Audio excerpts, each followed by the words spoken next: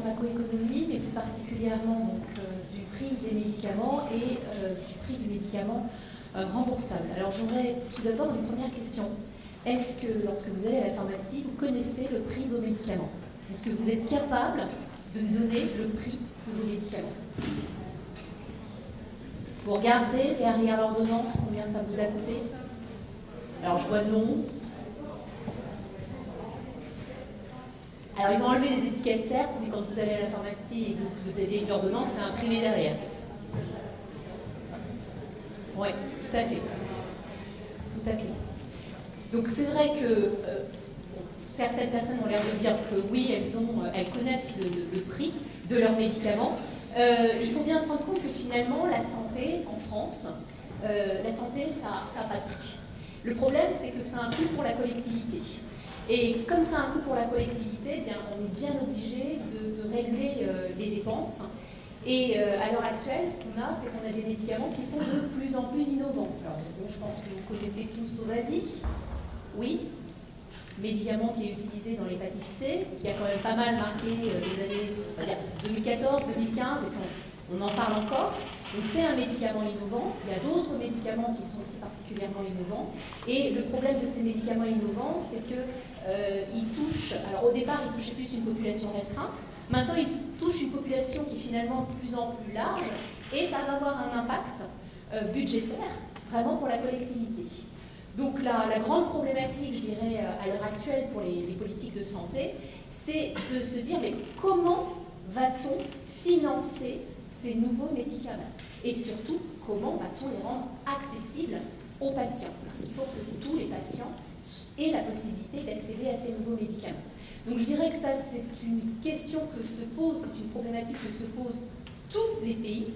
Le problème, c'est que même si cette question, elle se pose au niveau de tous les pays. À l'heure actuelle, on n'a pas du tout d'harmonisation au niveau européen. Vous avez peut-être vu tout à l'heure qu'au niveau de l'autorisation mise sur le marché, il y a une harmonisation européenne, puisque vous avez des AMM européennes. En ce qui concerne la politique de prix, la politique d'accès aux médicaments, le remboursement, le prix, il n'y a aucune harmonisation, et donc c'est vraiment au niveau national. Donc en France, jusqu'à présent, je dirais qu'on avait un système qui ne fonctionnait pas trop mal, puisqu'on n'était pas non plus avec des médicaments très innovants et qui coûtaient très très très cher. Maintenant, on se retrouve quand même avec une nouvelle génération de médicaments, des médicaments de plus en plus chers, et du coup, il va falloir quand même que le modèle évolue. Donc moi, c'est ce que je vous propose de vous présenter, c'est-à-dire qu'en fait, dans un premier temps, je vais vous donner finalement des chiffres, chiffres de la santé, chiffres sur le médicament. Et puis ensuite, eh bien, on verra le mécanisme de fixation, de prix, comment ça se passe au niveau en termes de remboursement, de prise en charge. Et puis, on verra quelles sont les limites de ce modèle avant de voir quelles sont les pistes de réflexion, parce que pour l'instant, on a un modèle qui fonctionne depuis les années 90, mais ce modèle, il risque très certainement de complètement être chamboulé, complètement être modifié, je pense, d'ici peu de temps. Voilà. Donc c'est ça que je vous propose de voir. Alors déjà sur les chiffres de la santé, quand on regarde la consommation de soins et de biens médicaux, alors quand je parle de consommation de soins et de biens médicaux, en fait c'est tout ce qui est consommé sur le territoire français, c'est pas obligatoirement ce qui est pris en charge par la collectivité. Alors on voit quand même que ça représente 190, un peu plus de 190 milliards d'euros. Et ça veut dire quoi? Ça veut dire 2 900 € par habitant. Et quand on regarde au sein de cette dépense, la partie médicaments, on voit que le médicament, la consommation de médicaments, c'est 33,9 milliards d'euros. Et en fait là, c'est tout compris. Pour la partie remboursable, c'est plus de 30 milliards d'euros. C'est par an, tout à fait. Quand on regarde au niveau du médicament, ça fait maintenant quelques années, alors vous voyez, on ne voit peut-être pas très bien, mais le médicament, c'est là, en vert. Et en fait, ça fait quand même depuis quelques années que cette dépense, elle diminue. On voit même qu'en 2012-2013, elle avait particulièrement diminué cette dépense en médicaments. Donc il y avait vraiment des efforts qui avaient été effectués en termes de maîtrise des dépenses de médicaments. Mais bon, cette valeur, maintenant, on peut dire que ce n'était plus le cas. 2014, on a une remontée de la dépense de médicaments, et c'est en particulier dû à l'effet Sovaldi, puisque ça a impliqué quand même énormément de dépenses, et je vous en parlerai tout de suite après. Et finalement, quand on regarde la croissance des dépenses par grande classe, on voit que les médicaments qui sont concernés, ce sont des médicaments qui touchent des pathologies chroniques. Ce sont des médicaments, on va dire, généralement innovants. Et vous voyez, bien sûr, l'hépatite C, ça a énormément une croissance importante. Vous avez évidemment le cancer, également les diabétiques. Alors, quelques exemples de coûts qui sont liés aux médicaments. Là, c'est un exemple, on vous donne un exemple de remboursement effectué en 2013 pour des médicaments qui sont considérés comme des médicaments innovants. Lucentis, Humira, bon, Crestor et Doliprane, c'est moins le cas, mais ce sont des médicaments qui sont particulièrement consommés. C'était pour ça qu'on voulait vous montrer cette échelle de valeur. Et vous voyez que pour le Sovaldi, avait été estimé en 2013 1 milliard d'euros par an. Et en fait, il s'avère que c'est tout à fait vrai, puisque 2014, maintenant on a réellement le compte, c'est 1,1 milliard d'euros dépensés pour le Sovaldi. À côté de ça, on parle de médicaments, de prix de médicaments élevés, que ça a un coût pour la collectivité. À côté de ça, on a aussi une autre industrie qui se doit bien évidemment d'être performante, dynamique, puisque finalement c'est une industrie comme les autres. Et on voit que notre industrie pharmaceutique en France, finalement, la part de financement qui est effectuée en termes d'investissement en termes de recherche et développement, c'est surtout lié aux fonds propres de l'industrie pharmaceutique, puisqu'on a 4,6 milliards d'euros qui ont été investis par l'industrie pharmaceutique dans la recherche et le développement, c'est-à-dire 10,2% du chiffre d'affaires. Ce qui place finalement, je dirais, cet investissement, ça place, dans la recherche et le développement, ça place quand même l'industrie pharmaceutique avant l'aéronautique et avant l'automobile. Donc on voit bien que finalement, nos politiques de santé se trouvent confrontées à des objectifs qui sont totalement divergents, puisque vous allez avoir des politiques qui doivent absolument permettre l'accès au plus grand nombre aux médicaments innovants. On doit également favoriser, je dirais, le contexte. Il faut qu'il soit absolument favorable pour les industriels, pour qu'elles puissent se développer, pour qu'elles puissent innover. Et puis, il faut aussi maîtriser les dépenses. Donc on se retrouve réellement face à, je dirais, 3 grands objectifs. Mais 3 grands objectifs qui sont différents. Et puis, il va falloir donc trouver réellement une politique de santé qui puisse permettre d'allier ces 3 objectifs. Alors, juste avant cette diapo, une chose, en fait, je vous ai déjà dit que les politiques de santé, c'était des politiques de santé qui étaient au niveau national. Quoi qu'il en soit, vous avez donc, je dirais, différents produits sur le marché, et ça concerne de toute façon tous les États. Et en France, on a un modèle qui est assez hybride, puisque vous allez avoir une fixation de prix qui pourrait être différente en fonction du médicament, mais aussi en fonction du secteur. Donc si on prend tout d'abord le secteur ville, on trouve des spécialités qui sont non remboursables et donc qui ne sont pas prises en charge par la sécurité sociale. Et dans ces spécialités, les prix sont libres, totalement libres, et ça c'est depuis décembre 1986, donc je dirais que c'est une régulation comme pour n'importe quel autre produit de consommation. Ça concerne quoi? Vous savez à peu près ce que ça peut concerner comme médicaments? Voilà, les médicaments d'automédication. Est-ce que ça peut concerner des médicaments qui sont sur prescription obligatoire? Oui, ça peut concerner aussi des médicaments sur prescription obligatoire. Donc en fait, ça va être des médicaments d'automédication, donc c'est peut-être plus le laboratoire qui a choisi de ne pas commercialiser son médicament en remboursable, ou bien ça peut être parce que le médicament n'a pas obtenu cette prise en charge. Donc vous pouvez très bien trouver des médicaments qui ne sont pas sur prescription obligatoire et d'autres qui le sont, ou bien vous avez aussi des médicaments qui étaient pris en charge et qui ne le sont plus parce qu'ils ont été déremboursés. Et à côté, vous avez donc des spécialités remboursables qui, elles, ont un prix administré. Et ce prix, il résulte en fait d'une négociation, et c'est de ça dont on va parler, d'une négociation conventionnelle entre les laboratoires et puis le comité économique des produits de santé. Donc c'est vraiment de ces spécialités surtout qu'on va parler. À côté, vous avez donc un autre secteur qui est l'hôpital. Donc, je vais quand même en dire quelques mots. Vous avez des spécialités et ces spécialités, elles doivent toutes être agréées aux collectivités. Et en fait, dans ces spécialités qui sont agréées aux collectivités, jusqu'en 2004, tous avaient des prix libres. C'était comme pour les médicaments non remboursables. Puis à partir de 2004, on a eu ce qu'on appelle la tarification à l'activité. Et donc, on avait finalement un forfait, je dirais, et dans ce forfait, vous aviez les médicaments qui étaient compris dedans. Mais à côté, vous aviez des médicaments qui étaient onéreux et qu'on ne voulait pas prendre en charge dans cette tarification à l'activité, dans ce forfait. Du coup, ils étaient en dehors, ils étaient remboursés en dehors. On parle de médicaments de liste en sus, ou on parle aussi de médicaments, vous avez aussi d'autres médicaments, dits des médicaments de rétrocession, qui sont en fait vendus à des patients en ambulatoire par la pharmacie hospitalière. Donc là, pour ces deux catégories de médicaments, qui sont des médicaments onéreux, et bien pour ces médicaments, on a en revanche un prix maximum qui est fixé. Donc dites-vous que finalement, pour tous les autres médicaments, les prix sont libres. En fait, la négociation, elle résulte juste, le prix résulte juste d'une négociation entre l'hôpital et puis les laboratoires. Et puis pour les deux autres, les sus et puis les médicaments dits de rétrocession, pour ces catégories de médicaments, vous avez un prix maximum qui est fixé, puis la négociation, elle s'effectue en fait en dessous de ce prix maximum.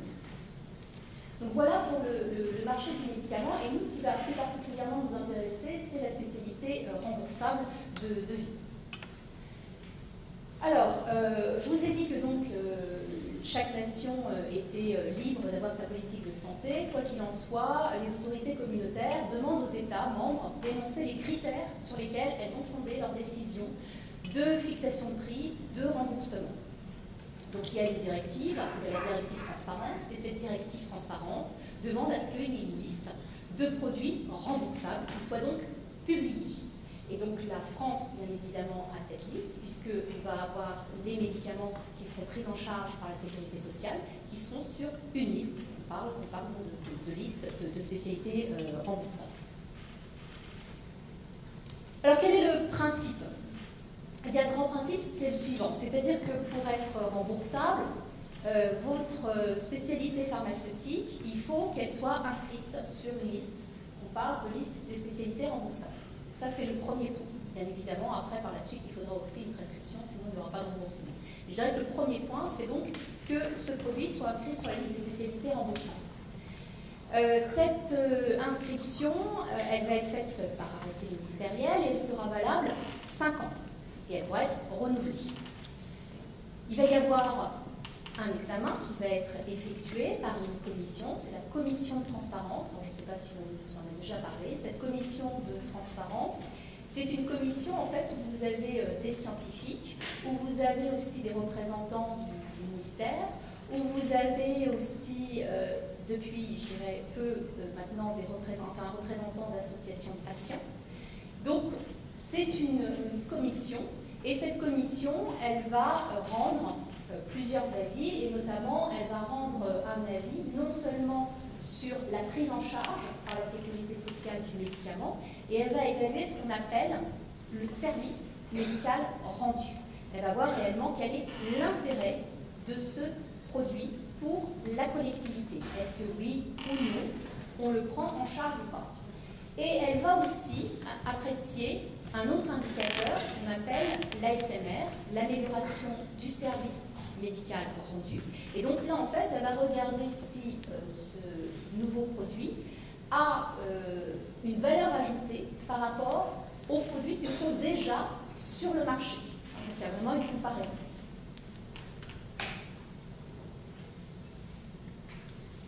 Donc le parcours, eh bien ce parcours, il va être complexe, un parcours réglementaire complexe. Vous voyez qu'on passe par différentes autorités. Donc ce matin, je pense que vous avez vu l'autorisation de mise sur le marché. Ça veut dire que le médicament, c'est le point de départ. Pour être mis sur le marché, il faut qu'il ait une AMM. Cette AMM, elle sera attribuée par soit la Commission européenne après avis de l'Agence européenne du médicament, soit, donc ça c'est au niveau européen, soit ça peut être ici au niveau national par l'Agence nationale de sécurité du médicament et des produits de santé, donc l'ANSM. Si le produit n'est pas un produit remboursable, c'est-à-dire si le laboratoire ne cherche pas à le mettre sur le versant remboursable, à ce moment-là, il peut être directement commercialisé. Après, si le laboratoire veut en revanche que son produit soit pris en charge, dans ce cas-là, il va falloir qu'il passe par d'autres instances, et notamment, il va falloir qu'il passe par la Haute Autorité de Santé, via sa commission, notamment la commission de transparence, mais on verra aussi que dans certains cas, il peut y avoir aussi la commission d'évaluation économique et de santé publique.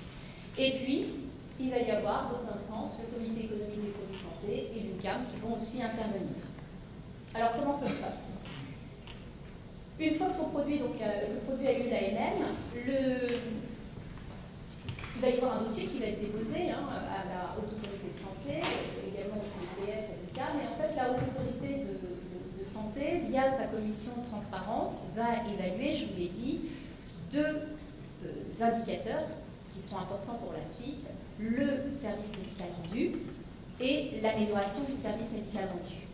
Ce service médical rendu va permettre par la suite à l'Union nationale des caisses d'assurance maladie, donc en fait cette UNCAM comprend les 3 grandes caisses d'assurance maladie, elle va permettre à cette Union nationale des caisses d'assurance maladie de fixer un taux de remboursement en fonction justement du niveau de SMR.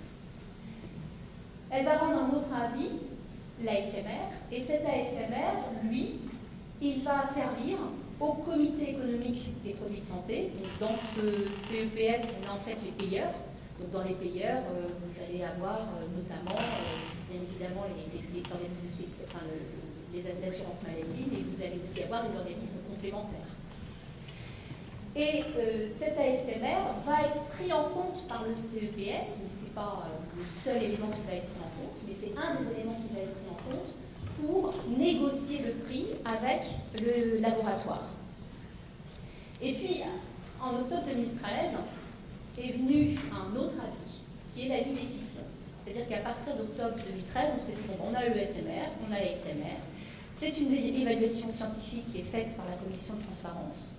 Maintenant, il nous faut une valeur finalement économique pour le médicament. Donc on va faire des études médico-économiques et on va pouvoir rendre un avis d'efficience. Et donc c'est une autre commission qui est chargée de rendre cet avis d'efficience. C'est la commission d'évaluation économique et de santé publique, la CES. Et cette commission, elle va rendre un avis d'efficience, non pas pour tous les médicaments, mais pour les médicaments qui sont dits innovants, donc c'est-à-dire qui vont avoir ce qu'on appelle une ASMR majeure, importante, modérée. Pour ces médicaments-là, on les considère comme des médicaments innovants. Et en plus, il faut que ces médicaments aient un impact significatif sur les dépenses de l'assurance maladie. Donc pour ces produits, vous allez avoir un avis d'efficience qui sera vendu. Et cet avis d'efficience pourra tout à fait servir au comité économique des produits de santé pour attribuer, pour négocier justement ce prix.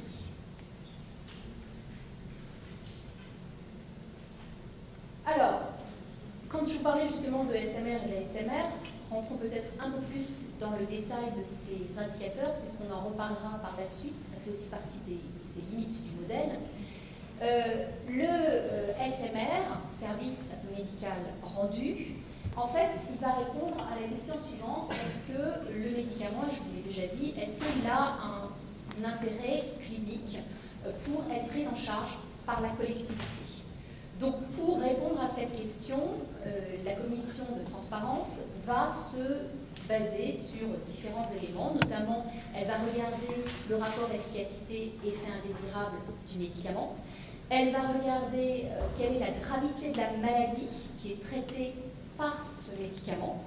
Elle va regarder aussi si ce médicament a un caractère plutôt préventif, curatif ou si c'est tout simplement un médicament qui va avoir un caractère symptomatique. Et puis elle va regarder aussi, c'est là où on va voir que ça peut entraîner des confusions avec l'ASMR, c'est-à-dire qu'elle va regarder quelle est la place de ce médicament dans la stratégie thérapeutique. Donc finalement, elle va le comparer à d'autres produits qui sont déjà sur le marché. Et enfin, un dernier point aussi, c'est l'intérêt de santé publique. Alors, je dirais que c'est l'intérêt de santé publique attendu, hein, c'est-à-dire finalement, qu'est-ce que ça va couvrir, quelle population va être couverte, voilà, en gros pour ces dimensions. Une fois que la commission de transparence s'est posé toutes ces questions, elle va attribuer, je vous ai dit, donc un SMR. Et ce SMR, il va y avoir plusieurs niveaux. S'il est suffisant, donc il va y avoir un niveau important, modéré, faible. Et il peut être aussi insuffisant. Donc là, lorsque le SMR est insuffisant, dans ce cas-là, le médicament n'est pas pris en charge par la collectivité et donc il n'est pas inscrit sur la liste des spécialités remboursables. Quand il est suffisant, vous avez donc 3 niveaux. Du coup, l'Union nationale des caisses d'assurance maladie, grâce à cet avis et grâce surtout au niveau, va pouvoir à ce moment-là proposer des taux de remboursement. Donc on voit qu'il y a un lien mécanique en fait en fonction du niveau de SMR. Donc vous voyez que pour un SMR qui est à 65%, eh bien vous aurez un SMR qui est important, vous aurez un taux à 65%, mais vous pouvez aussi avoir un taux à 100% quand c'est aussi pour des maladies graves, rares. Modéré, dans ce cas-là, vous avez un taux de 30%, et faible, ça sera de 15%. Alors, parallèlement, je vous ai dit que la commission de transparence allait aussi évaluer l'amélioration du service médical rendu, et donc la question qu'elle se pose, c'est est-ce que ce produit, est-ce qu'il apporte un progrès thérapeutique par rapport aux produits qui sont déjà sur le marché? Donc, est-ce qu'il y a une amélioration? Alors, il va y avoir là aussi une échelle de valeur. Donc si c'est une amélioration majeure, importante, on est sur une ASMR 1. Donc là, c'est vraiment la grande innovation. En fait, les innovations, on est sur une ASMR 1, 2, 3, parfois 4, mais c'est plutôt 1, 2, 3. Et puis, vous avez, quand il n'y a pas de progrès, l'ASMR 5. Alors, ça peut être étonnant. L'ASMR 5, il peut être pris en charge, mais il peut être pris en charge uniquement s'il apporte une économie. À votre avis, qu'est-ce que ça peut être comme type de produit? Les génériques. Voilà. Donc les génériques, vous n'aurez pas d'amélioration du service médical rendu. Bien sûr, ça a un intérêt. C'est exactement comme le médicament de référence. Par contre, c'est sûr qu'il n'y a pas d'amélioration par rapport au produit de référence. Et du coup, on part sur une ASMR 5, mais le générique, il apporte une économie.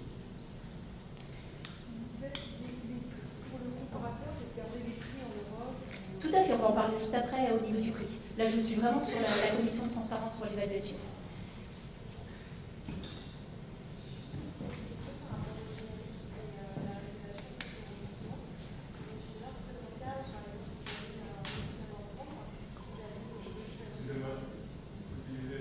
Je vous passe. Pour répéter, en fait, je me posais la question sur la régulation du prix des génériques, parce que je me suis déjà retrouvée dans un cas où il y avait une posologie, par exemple, de 1 gramme d'un médicament à prendre par jour, qui coûtait 10 €. Je suis passée sur les génériques, et les génériques, en fait, coûtaient 7 €, mais en fait, chaque comprimé, c'était 500 mg, donc il fallait prendre le double, au final, ça revenait plus cher. Et ça vient de quoi, en fait? C'est les pharmacies qui imposent un prix autre, ou c'est régulé quelque part ou Non, c'est pas. Enfin, on va juste en parler après, mais en fait, non, ce ne sont pas du tout les pharmacies qui vont imposer quoi que ce soit. En fait, quand vous allez avoir un générique sur le marché, tout de suite, il va y avoir une baisse de prix. On va voir qu'il va y avoir une baisse de prix qui sera de l'ordre de 60% par rapport au prix fabricant hors taxe du médicament de référence. Après, c'est étonnant, mais normalement, justement, le prix doit être 60% moins cher. Donc, comme vous dites, peut-être que là, au niveau de la posologie, il y avait un souci, mais le générique est quand même moins cher. Après, on verra, mais on en reparlera. Vous avez des médicaments, et moi je pensais que c'était peut-être ça l'objet de votre question, c'est que vous avez des médicaments de référence qui sont même prix que le médicament générique, parce qu'en fait, ils ont un tarif forfaitaire de responsabilité. Et donc, là, c'est différent. Mais on en parlera juste après. Et donc, puisqu'on était sur la commission de transparence, maintenant on va aborder en fait réellement le prix. Donc je vous ai dit que le prix, ce qui était important, il y avait un des éléments qui était important, c'était l'amélioration du service médical rendu, mais finalement comment ça va être fixé. Donc la fixation, elle va dépendre du comité économique des produits de santé, mais en fait cette fixation, elle dépend d'un système contractuel. Et ce système contractuel, il s'échelonne sur 2 niveaux. C'est-à-dire que vous avez un premier niveau où il y a tout d'abord un accord cadre entre l'ELEM, donc les représentants de l'industrie pharmaceutique, et puis le comité économique des produits de santé. Donc, je ne sais pas si vous avez suivi l'actualité, mais dernièrement, on a eu un accord cadre qui a été signé en janvier 2016. Et donc cet accord cadre, eh bien, il va durer jusqu'en décembre 2018. On est vraiment dans cette période-là. Donc cet accord cadre, ça avait commencé en 1994. On a eu après un certain nombre d'accords cadres, je crois 6 ou 7. Et cet accord cadre, qui est conclu entre le LEM et le CEPS, il permet finalement de donner des orientations concernant la maîtrise des dépenses, concernant aussi les médicaments qu'on veut favoriser, comme les médicaments innovants. Donc cet accord cadre, il va donner quand même un certain nombre d'orientations, que ce soit pour le laboratoire ou que ce soit pour le CEPS. Et bien évidemment, on va voir qu'après il y a des conventions.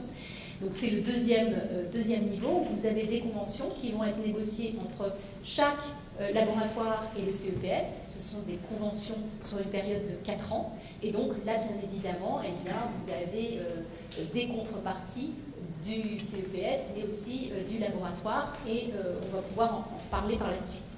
Donc ce prix de vente au public, il va être fixé par convention entre le comité économique des produits de santé et le laboratoire. Mais en fait, le prix qui est fixé, ce n'est pas le prix de vente au public, ça va être le prix fabricant hors taxe. Ce prix fabricant hors taxe, donc, il est établi par convention. Alors, il se peut, c'est souvent une question que j'ai, il se peut que la négociation n'aboutisse pas. Si la négociation n'aboutit pas, dans ce cas-là, ça va être une décision unilatérale du comité économique des produits de santé. Ça arrive jamais, mais il faut savoir que c'est tout à fait possible. Le prix donc, public TTC, lui, donc ce prix de vente au public, il va être déterminé grâce à ce prix fabricant hors taxe qui a été négocié.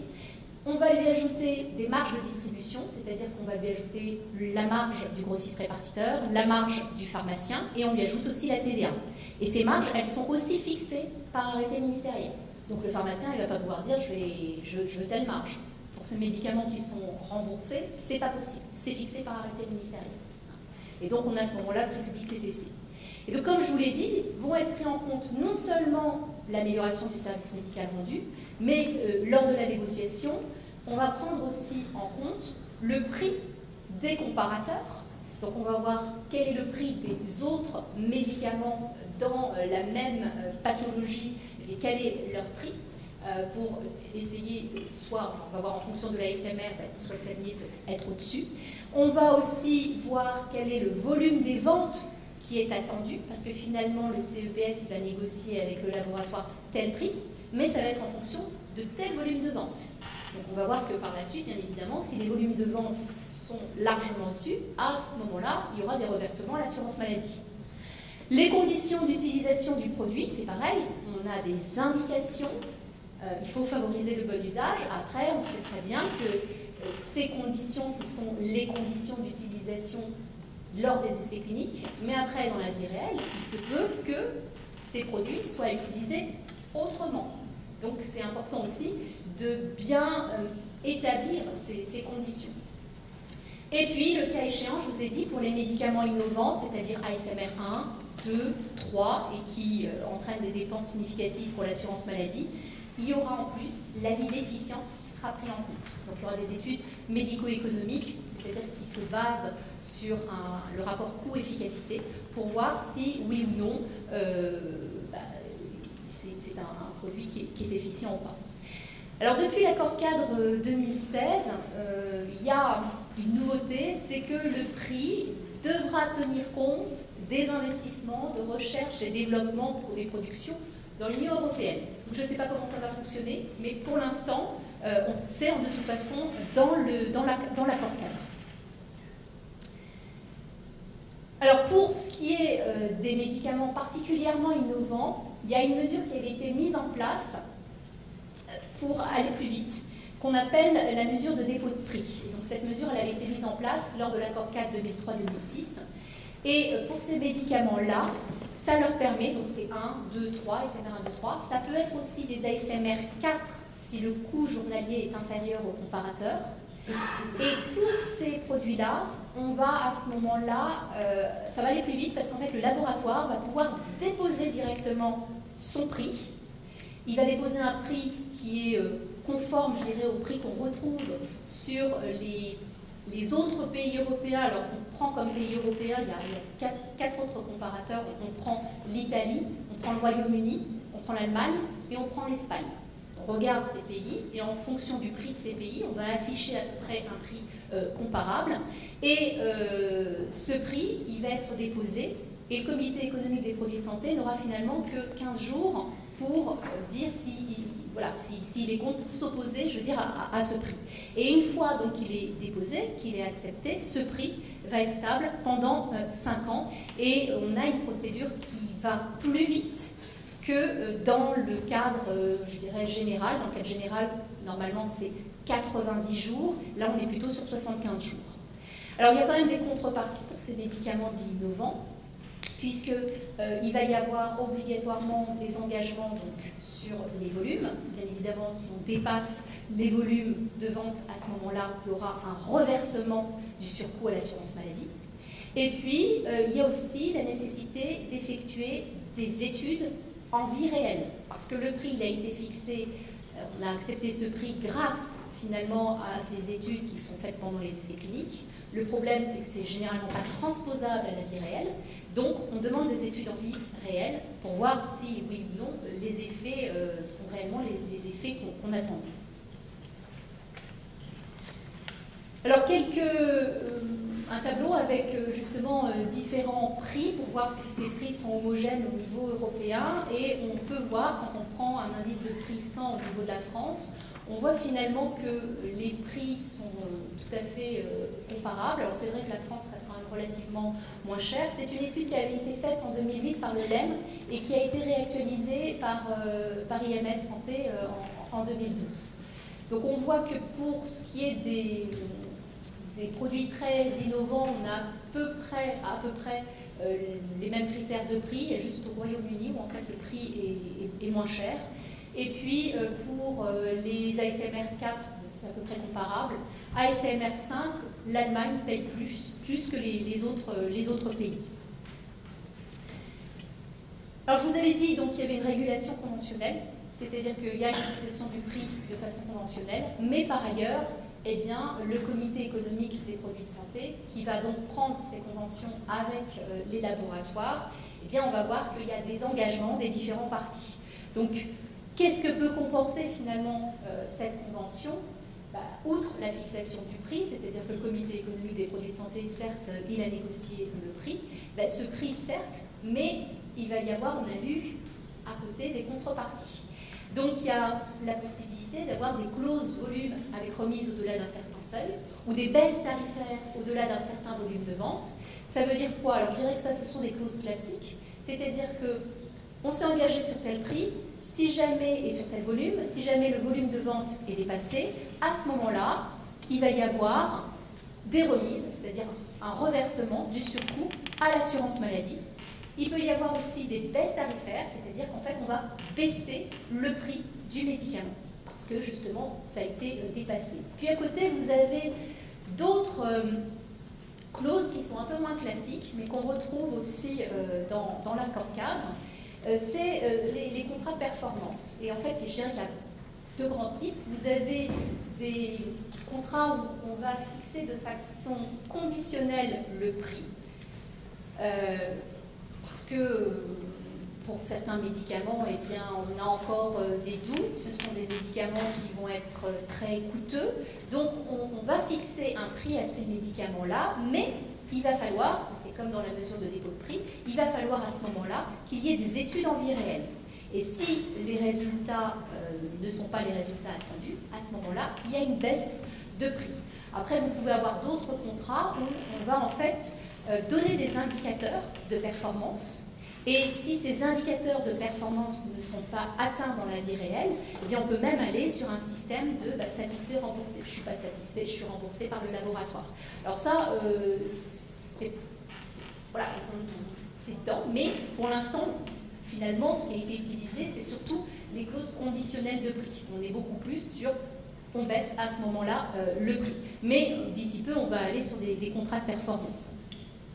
Et vous avez aussi des remises au niveau du chiffre d'affaires, c'est-à-dire qu'on va encadrer aussi ce chiffre d'affaires, et s'il augmente plus que ce qui était prévu, à ce moment-là, il va y avoir aussi un reversement à l'assurance maladie. Alors vous avez des exemptions quand même de remises pour favoriser notamment l'innovation, pour les médicaments pédiatriques, pour les médicaments orphelins, pour les antibiotiques, pour les génériques. Donc là, il y a aussi des exemptions de remises. Une régulation imposée. Si jamais le laboratoire ne signe pas cette convention avec le comité économique des produits de santé, eh bien, il va devoir à ce moment-là payer ce qu'on appelle la clause de sauvegarde. Alors, il n'y a plus de laboratoires qui ne sont plus conventionnés. Et bien évidemment, là aussi, il va y avoir un reversement à l'assurance maladie. Il va y avoir un taux de chiffre d'affaires qui sera défini par la loi de financement de la sécurité sociale, et si ce taux croît plus vite en fait, que celui qui est défini par la loi de financement de la sécurité sociale, à ce moment-là, il y a un reversement à l'assurance maladie. Alors bien évidemment, la convention avec le comité économique des produits de santé est plus intéressante, puisqu'on payera moins que si on passe par la clause de sauvegarde. Alors une régulation imposée, c'est-à-dire que, outre les éléments conventionnels, le comité économique des produits de santé peut aussi baisser les prix de façon autoritaire. Notamment, je vous en ai parlé lorsque vous aviez la question, lorsqu'il va y avoir des tarifs forfaitaires de responsabilité. C'est-à-dire qu'en fait, pour un groupe générique, c'est-à-dire le médicament de référence avec tous ces génériques, on va avoir le même tarif, qui sera un tarif de remboursement. Et il sera imposé, ça sera exactement le même. Donc là, on n'aura pas du tout de différence entre le prix du générique ou le prix du médicament Princeps. On a ce TFR pour tout le groupe. On aura aussi des baisses de prix lors du renouvellement de l'inscription des produits.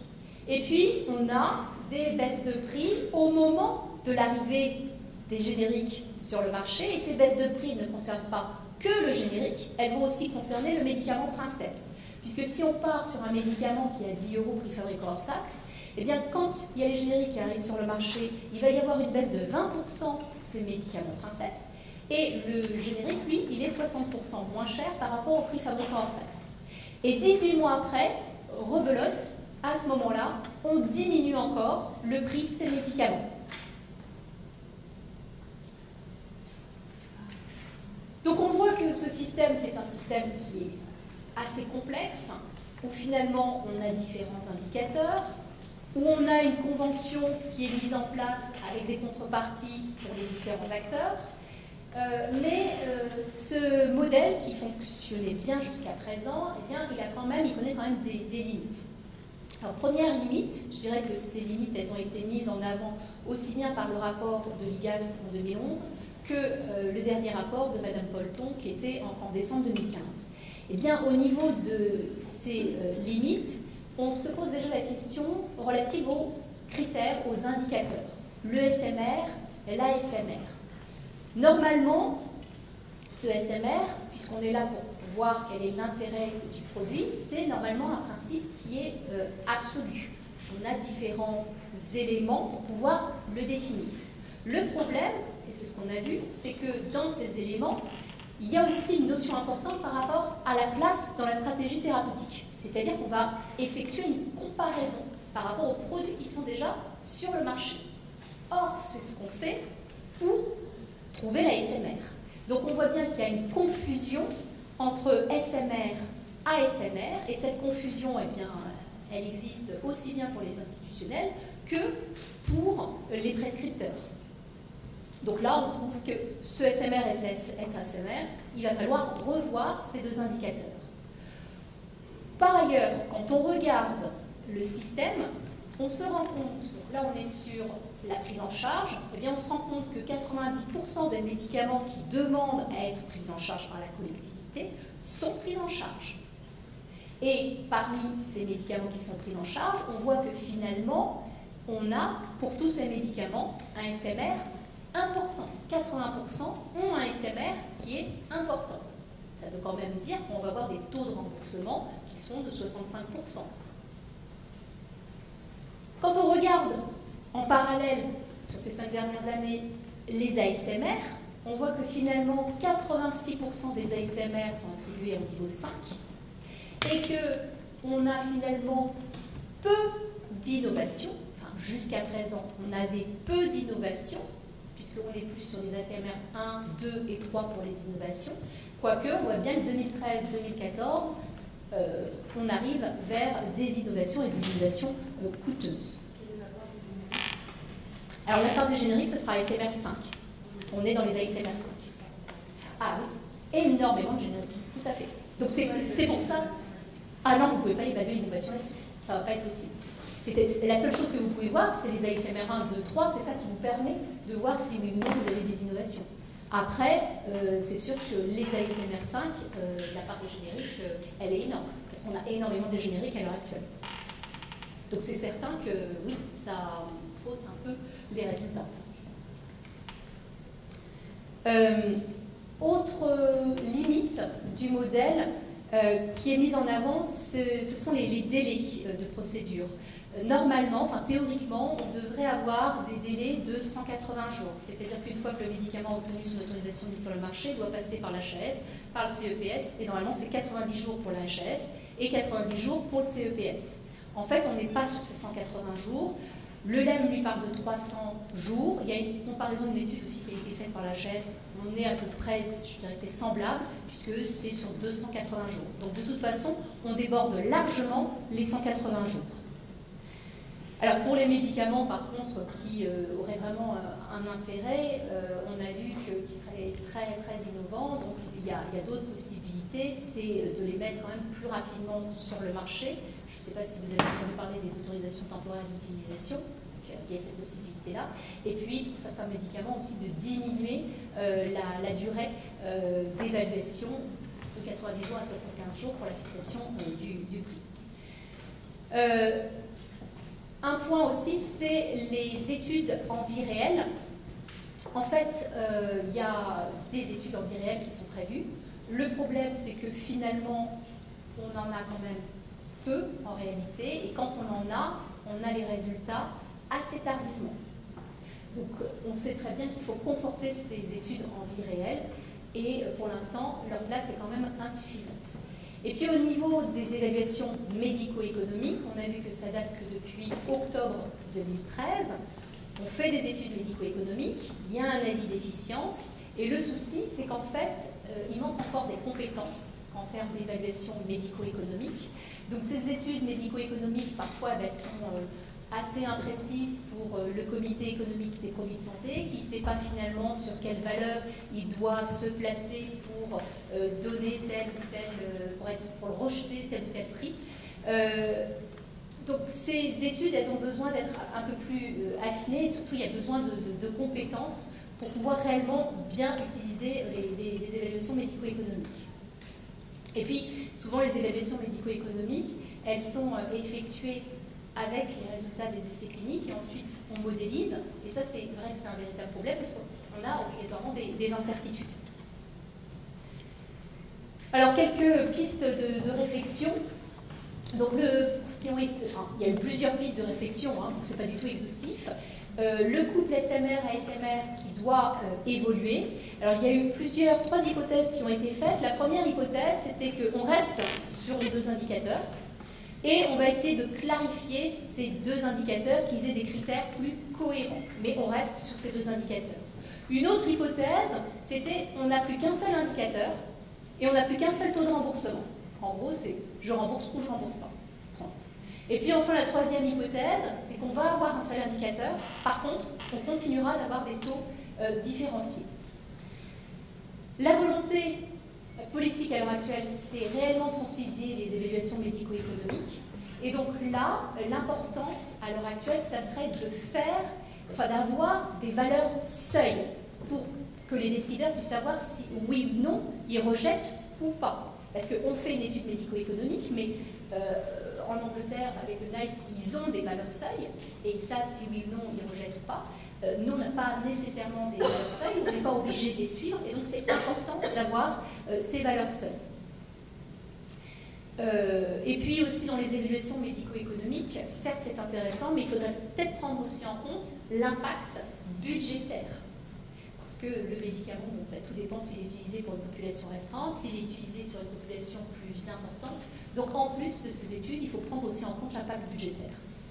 Le mécanisme de remboursement temporaire, donc ça a été aussi mis en avant, c'est-à-dire que pour certains produits, on n'a pas encore tout, on a encore des doutes. On va permettre la prise en charge du produit. On va limiter cette prise en charge, on ne va pas être sur 5 ans, on va donner une durée plus courte. Et en fonction des résultats, on verra si oui ou non on continue de rembourser ou pas.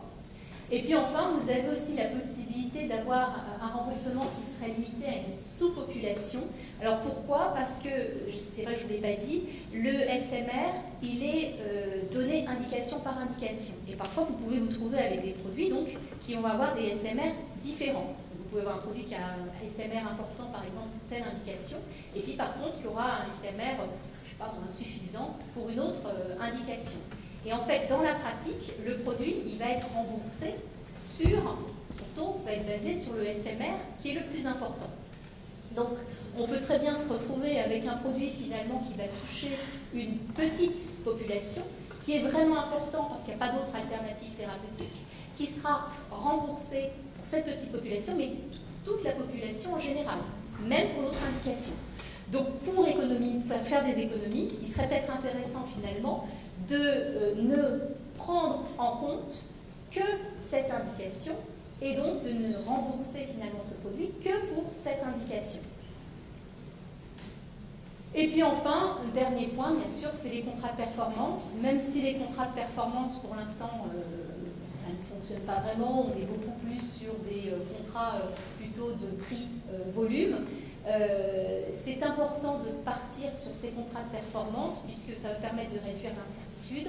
Bien sûr, on va devoir faire des études en vie réelle et selon les résultats, en fait, en vie réelle, donc il y a la notion de j'ai un prix, est-ce que je le conserve ou pas ou est-ce que je le baisse? Donc là, on est sur le prix conditionnel.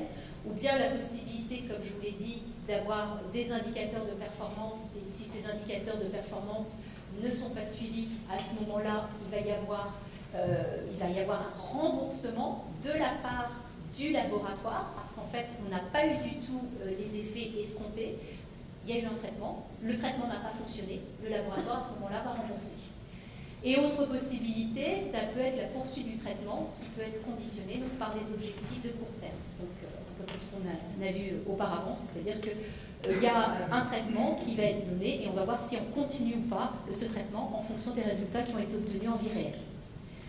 Donc voilà les différents, les mesures qui ont été mises en place depuis les années 90, les différentes pistes de réflexion qu'il y a à l'heure actuelle.